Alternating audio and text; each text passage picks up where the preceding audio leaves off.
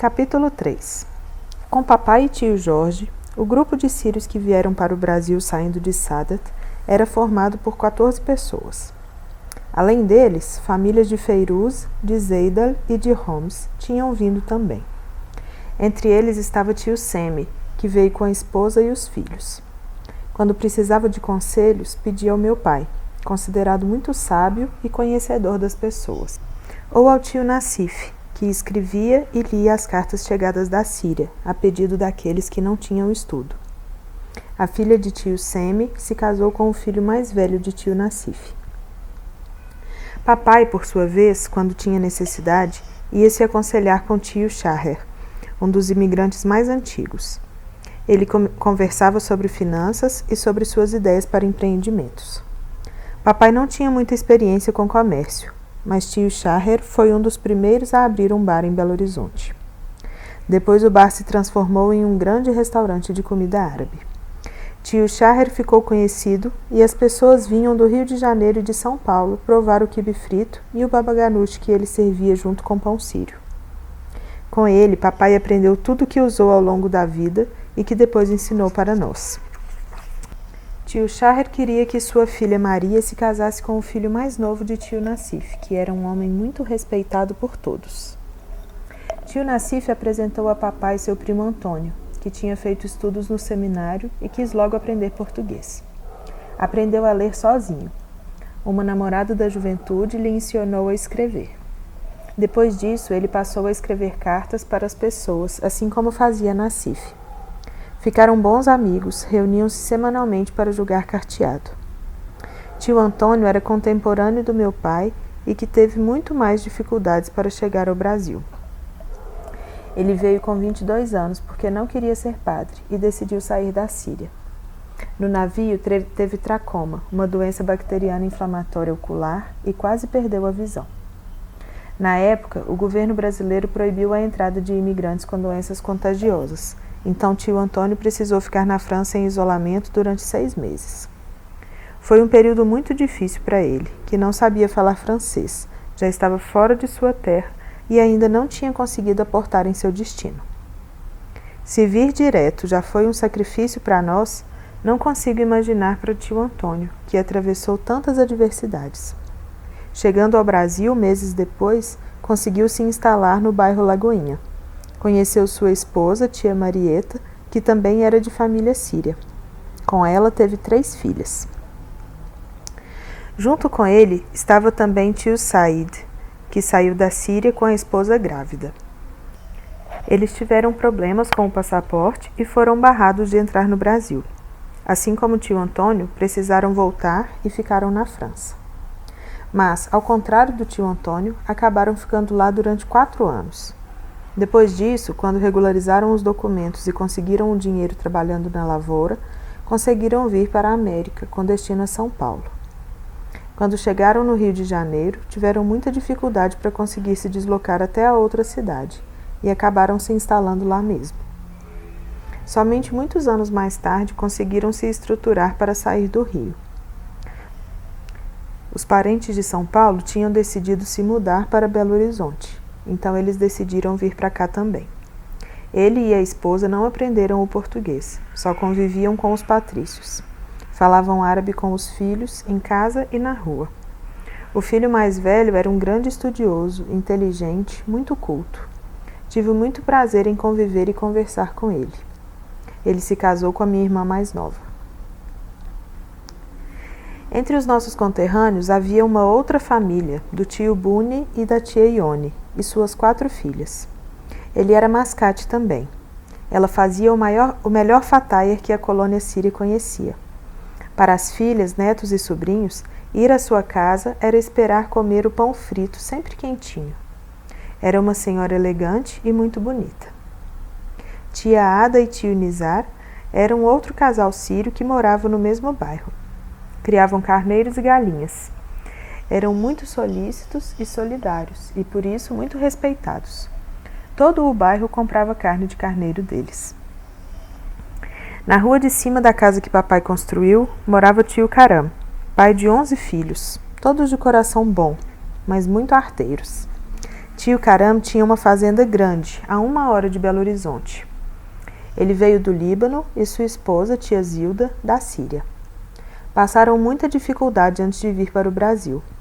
O pequeno Karam vivenciou um terremoto em sua aldeia, no sul do Líbano. Seu pai tinha sido convocado para auxiliar os feridos e sua mãe ficara com ele e o irmão. Depois do terremoto, houve conflitos civis e quem estava do outro lado da fronteira da aldeia era proibido de se alimentar. Tio Karam, ainda criança, e seu irmão estavam entre essas pessoas. A mãe os colocava em uma cisterna vazia, escondia os pães no seio para atravessar a vigilância e levava comida para as crianças. Hoje, na casa de tio Karam, não falta pão, e ele é conhecido por sua enorme generosidade com todas as pessoas que o procuram pedindo qualquer tipo de ajuda. Formou uma família muito respeitada, unida e trabalhadora. Admirava-me muito a história de tia Munira, que casou escondido com tio Almeida na aldeia perto de Homs. Eles fugiram pelas montanhas até alcançar o porto, mas não tinham passaportes, conseguiram documentos irregulares e, só Deus sabe como, conseguiram passar pela fiscalização. Quando chegaram ao Brasil, passaram a responder por Dolores e Humberto, assim como tantos outros, mudaram de nome ao chegar.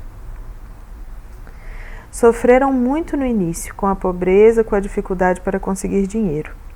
Assim como o papai e tio Jorge, conseguiram encontrar uma boa alma que ajudou na pensão nos primeiros meses. O primeiro filho chegou pouco antes de Humberto abrir a venda, depois de muito tempo trabalhando de mascate. A venda ajudou muito na vida da família, principalmente quando os outros filhos começaram a chegar. Foram 12 no total. Dolores faleceu ao dar à luz o filho caçula. Sinto saudade dela e das esfirras que fazia.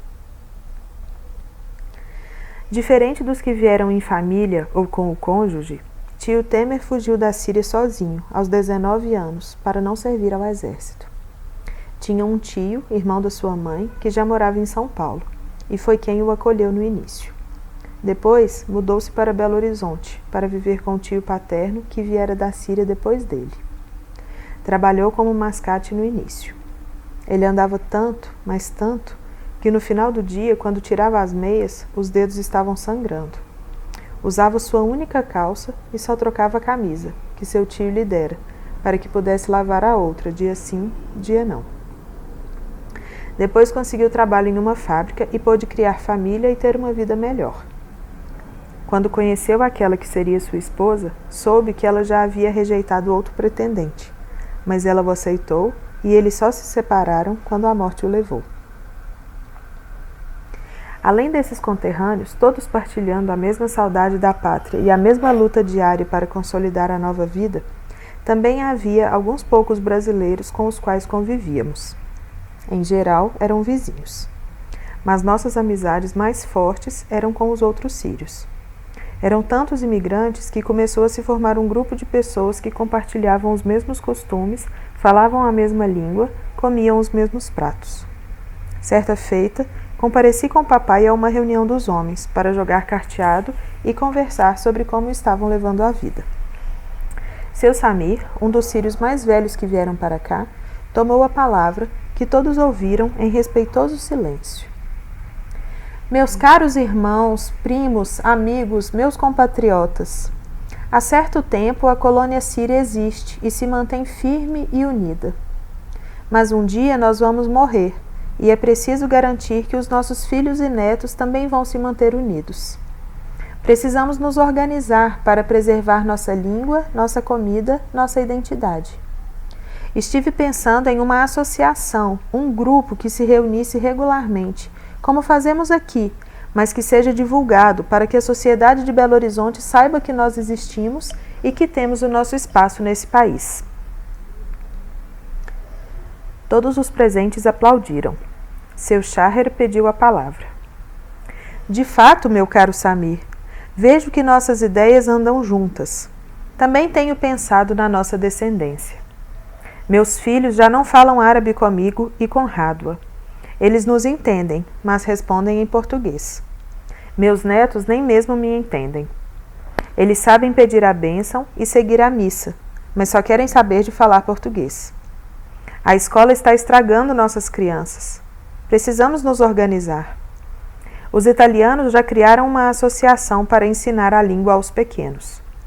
Eles até mesmo publicam folhetinhos em italiano. Eu soube que no sul do país, os poloneses formaram grupos de música e dança folclórica. Os ucranianos publicam um periódico em língua ucraniana. Até mesmo 2, um na capital e um no interior. Em São Paulo, os lituanos também abriram um jornal. Mas o que podemos fazer? Vocês acham que conseguimos manter um jornal? Interrompeu Nazir, um jovem rapaz recém-casado com uma brasileira. Desculpe, meu amigo, mas precisamos rever outras questões antes do jornal, protestou um senhor mais ao fundo da sala. O senhor acaba de abrir as portas da nossa colônia esposando Ana Maria. Tenho certeza de que o seu saudoso pai, que Deus o tenha em bom lugar, Allah yarhamu, não aceitaria esse casamento. Não desejo sua infelicidade, pois tenho muito respeito pelo seu pai, mas não sei o que esperar da sua descendência. Certamente sua esposa não vai aprender a falar árabe. Isso não se força. E com seus filhos, como vai fazer? Peço perdão se minha atitude afronta a sua autoridade, tio Amir, mas não pude negar meus sentimentos mais verdadeiros. Ana Maria é a joia preciosa que Deus colocou em minha vida. Prometo a todos vocês, pelo nome do meu amado pai, que vamos manter em nossa casa todas as tradições de nossa família, honrando nossa origem e respeitando a nossa pátria. Que Deus os abençoe e te dê força para honrar a sua palavra. Seu Amir encerrou a contenda delicadamente para não ferir Nazir, por cujo pai tinha profundo apreço. Naquela noite, cada um retornou para sua casa pensativo sobre o futuro dos sírios no Brasil. Algumas semanas mais tarde, em novo encontro, os homens se reuniram e decidiram eleger alguém que os representasse. Seu Samir seria o presidente da nova União Síria, que nasceu em 1933, com sede social na Avenida Augusto de Lima, em Belo Horizonte. No início, só os homens continuaram se reunindo. Aos poucos, suas esposas começaram a acompanhá-los, reunindo-se separadamente, tratando de outros assuntos atinentes às ações beneficentes que desejavam realizar. Isso eu só sei porque mamãe falava sobre isso com papai, quando queria destinar parte do lucro do armazém a essas obras. A União Síria representava um espaço de respiro e tranquilidade para aqueles homens e mulheres que tinham transferido sua vida para o Brasil. No início, eles só trabalhavam. Cada um tinha seu par de sapatos, uma camisa e uma calça. Não havia riquezas, nada de extravagâncias e ostentação. A vida era de luta para todos eles.